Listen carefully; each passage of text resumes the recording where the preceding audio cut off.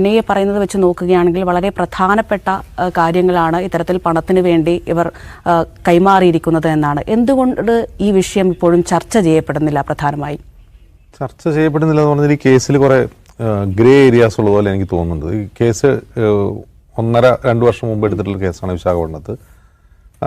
അങ്ങനെ കേസെടുക്കുമ്പോൾ തന്നെ അതിൽ കുറേ അധികം ആളുകളെ പോലീസ് ഐഡന്റിഫൈ ചെയ്യുന്നുണ്ട്.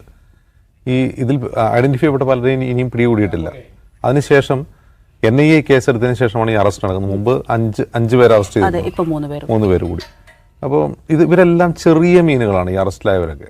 അതായത് ഈ നേവിയുടെ അനുബന്ധ വിഭാഗങ്ങളിൽ ജോലി ചെയ്തിട്ടുള്ള അപ്രന്റീസുമാർ, അങ്ങനെയുള്ള ആളുകളുണ്ടല്ലോ. അല്ലാണ്ട് നാവികസേനയുടെ ഏതെങ്കിലും പ്രധാനപ്പെട്ട തന്ത്രപ്രധാന വിവരങ്ങൾ അറിയാവുന്ന ഉദ്യോഗസ്ഥരൊന്നും നല്ല അറസ്റ്റിലായിട്ടുള്ള ആളുകൾ.